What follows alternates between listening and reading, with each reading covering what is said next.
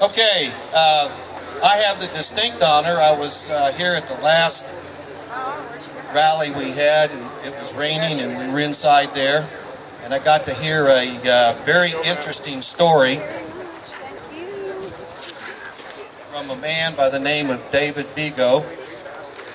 And, you know we've all heard that you can't fight City Hall. You've heard that, right? Whenever you wanted to try to get something straight, people said, well, you can't fight City Hall.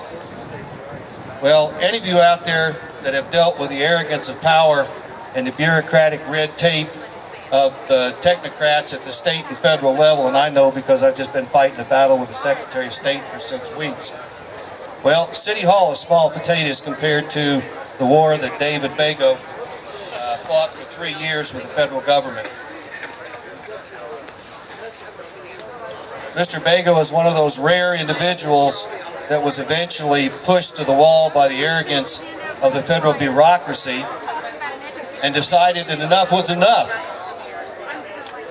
David's fight with the Employers Free Choice Act was not a fight against unions. It was a battle for choice on both sides and against the strong-arm tactics used by those who are supposed to represent us. David's story is a perfect example of why the private sector is prevented from doing what they do best, which is job creation. Ladies and gentlemen, I'd like to present to you Mr. David Bego.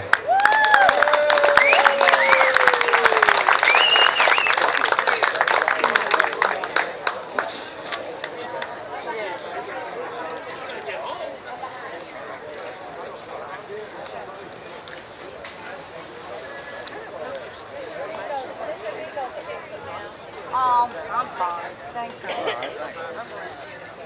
Teresa, how you doing? Are you taking off or something? Thank you very much for having me here today. This is my second occasion to be in Madison.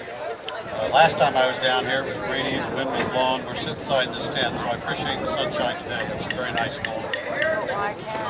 Can't hear us?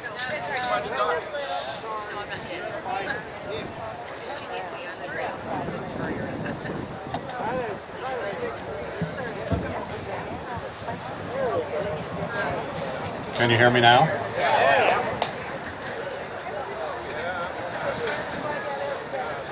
I like to walk around a little bit, that's why I pulled this off. What I was saying is this is my second occasion to be in the lovely town of Madison, and I appreciate you having me back. Last time it was rainy and the wind was blowing about 30 miles an hour. It was just miserable, so I appreciate the sunshine today, and thank you very much for ordering that up. The second thing I want to tell you is a little side story real quick. I was in Florida this past week. On Monday night, I spoke in front of the Palm Beach County Tea Party, and on Tuesday, the Republican Club. And I stayed on for a few days to relax, and yesterday, I was thinking, geez, maybe I ought to just stay here for the weekend. So I sent Rick Barry an email and said, Rick, can you take me off the agenda? I think I want to stay in Florida. I'm enjoying it down here. I could hear the rumblings in his stomach and colon all the way in Florida. Seriously, today I want to tell you my story, but I also want to feed off what our two previous speakers have been talking about. They've told you what's going on with government, with crony capitalism. They've talked about the SEIU and the Occupy New York or Indianapolis or Louisville or what's going on. But I'm here to talk to you about the fact I've lived it behind the scenes, and I know what's going on, and you need to be scared. Because American exceptionalism is now facing the persuasion of power. The persuasion of the power is the SEIU's motto. They believe that their way is the only way, and they're going to force it upon us no matter what. And if you don't think it's true, listen to a couple of my stories today, and also some stories I'm going to tell you about other businesses that are facing the same thing I fought and where they stand. Before I get started, I want you to know I'm not anti-union. I'm pro-American. I'm pro-freedom.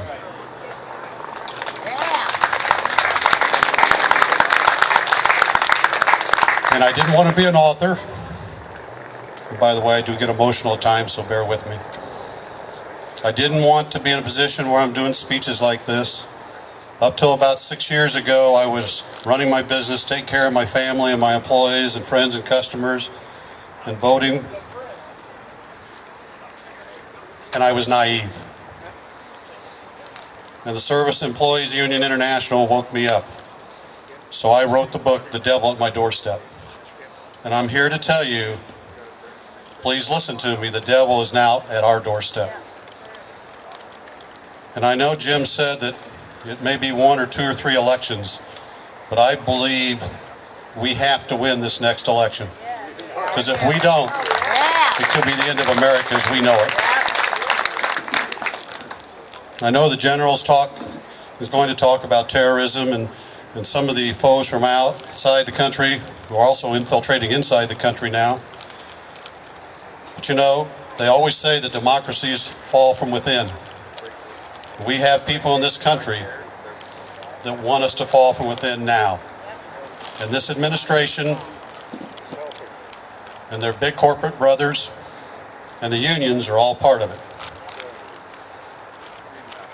So with that, let me tell you a little bit about my story. Before I do, a little background.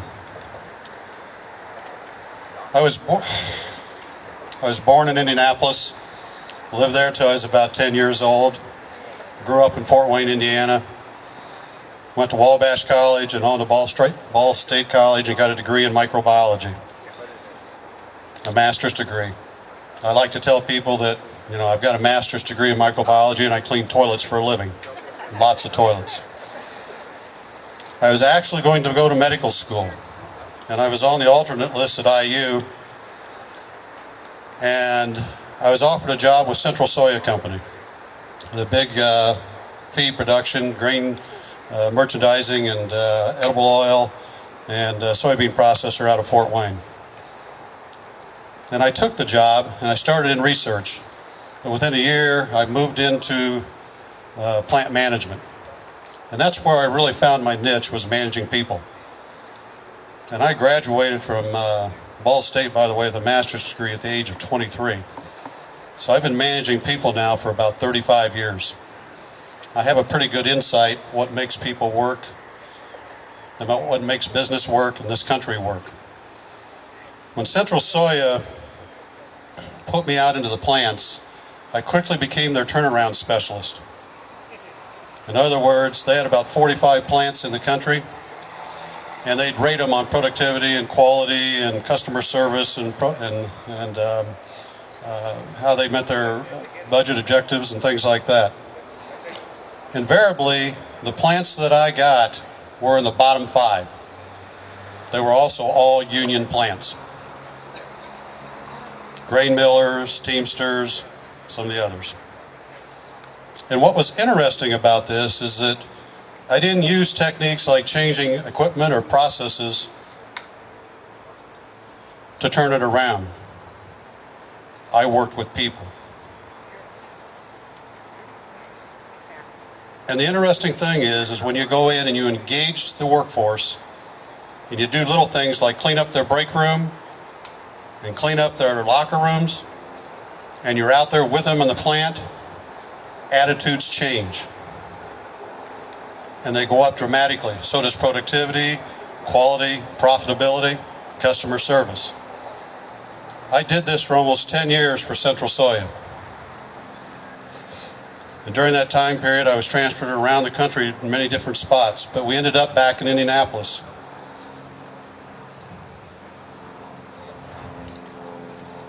I was there for 2 years, and they wanted me to move back out of state to Kansas City. They had a new pet food facility that was failing terribly. And being a Hoosier, I didn't want to leave. My wife and 3 kids, they were getting into grade school. I wanted them to grow up to be Hoosiers. And I was in a meeting in Fort Wayne with Central Soya at that time, By the way, they were owned by Disney. Most people don't know that. And they looked at me when I told them I wasn't interested in the job, and they said, "Dave, you're a young man. You're going to be doing this for the next 10 years. And something about that just struck me the wrong way. And I stood up and I said, "I'm sorry, I can't do that," and I resigned. I had a pretty good job. I was driving back from Fort Wayne to Indianapolis, and I'm thinking, how stupid are you? You've got a wife, 3 kids, a dog, and a mortgage. And I come back home and told my wife, of course, she's scared to death. The next day, Cargill hired me to do the exact same thing for them on a consulting basis. I did it for 6 months. In the meantime, turned down 3 jobs with them, all out of Indiana. I interviewed for a job with a cleaning company, turned that job down, and my wife says, "You know, you need to get a real job." So the cleaning company came back to me, and I turned the job down because I thought the owner was not the type of manager I wanted to work for. I thought he was the typical person that caused people to join unions. But I accepted a second offer from him, and I worked for him for 3.5 years. And at the end of 3.5 years, I was over in his corporate office in Mansfield, Ohio, sitting in an office next to his, and there was a letter on the desk about me, how poor manager and businessman I was. And I picked it up and I walked in his office and I laid it on his desk, and he looked at me and he says, "You weren't supposed to see that." I said, "No kidding." He says, "Let's sit down and talk." I said, "No, I resign." And I'm driving back from Mansfield now, 3.5 years later. A wife, 3 kids, a mortgage, and a dog, thinking, what am I going to do now?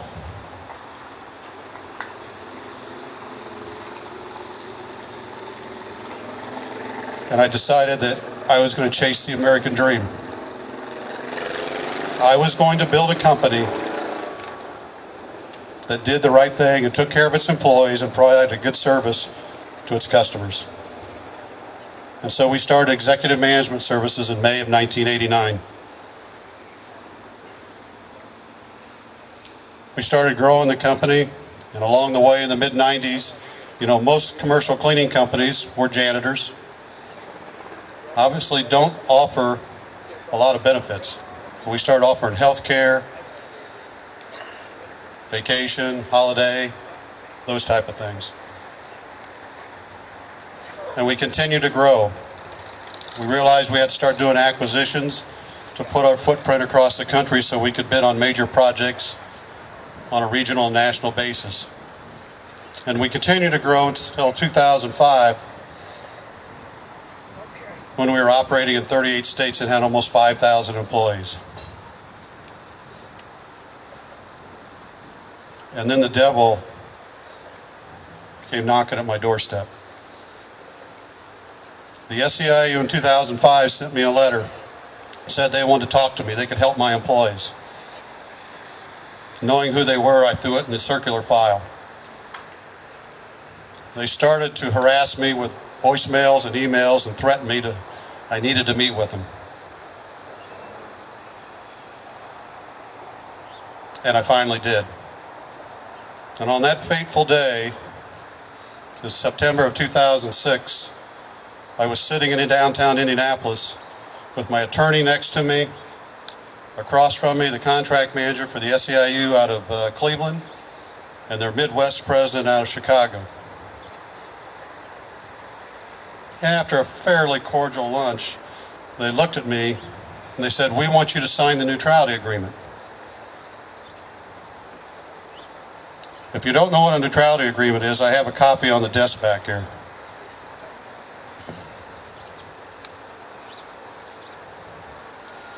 It's about a 3-page document. If you're familiar with the Employee Free Choice Act or card check, this is where it got its beginning.